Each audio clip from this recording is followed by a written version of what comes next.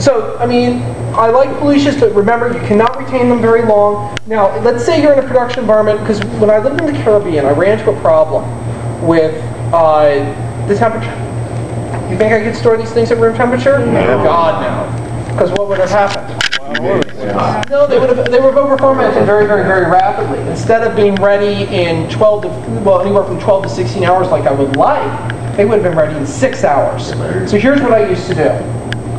Once we made our ciabatta and our focaccia, everything we needed with a pouliche, well, here's the thing, you need to be very, very well organized to be a good baker. You need to have your schedule down. You need to know what you need on a daily basis. Baker's math comes in very, very handy for that purpose.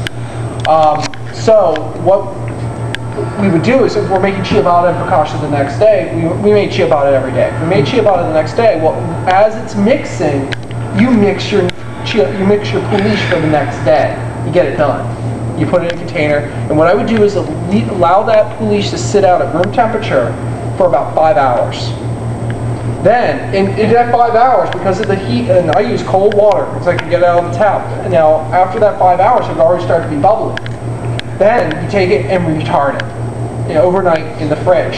Coming the next day, it was perfect every time. And plus, it was actually cooled it off a little bit, so when I put the rest of the ingredients with it, it actually did very, very nicely. It came out great. Classes were much longer. Class was 8-9 hours a day for students, so it was a little bit different. But so we had a lot more time. That's the key. With good bread comes great time responsibility. It's not quite as I was looking for. But yeah, yeah, it does take patience. It does take time. You need to be well organized, or you need to work around your schedule. So you need to work. Remember, what's the easiest thing to control when it comes for breads? What? Yes, specifically water. Temperature. That's the easiest thing to control. If you can keep your water temperature at a consistent rate in order to keep fermentation consistent, you'll maintain consistency in your bread. If that happens, it's going to make you a better baker. It's going to give you a more consistent product, which is a good thing. So, anyway, so those are what are our other two yeasty pre-ferments? We have our Poolishes, we have Whole dough add-in, which is also known as a Pat fermente, and a sponge. A sponge. Remember, any sort of yeasted dough pre-ferment is actually a mixing method rather than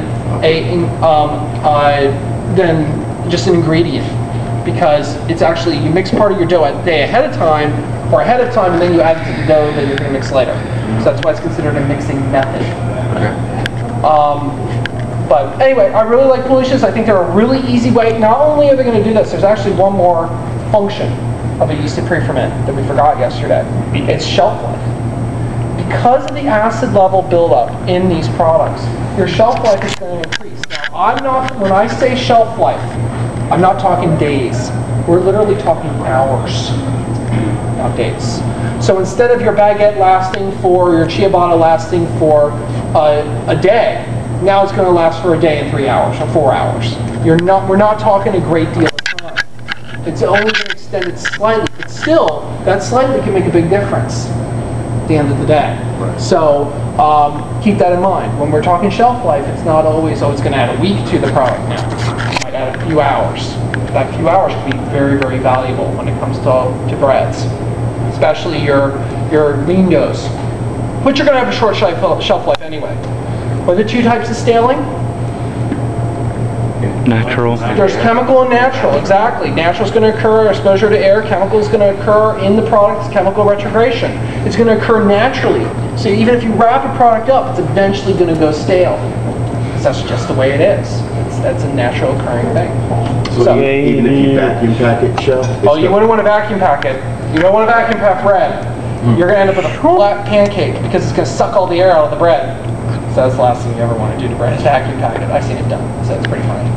But yeah. Oh yeah, it was exactly that. We ought to get one of those hollows back and put it in the cryovac. Let's get some Wonder Bread. Oh, geez. Can we do that? Can we do that? Can we cryovac some Wonder Bread? You know how much those bags cost? You're wasting a bag just on it. Come on.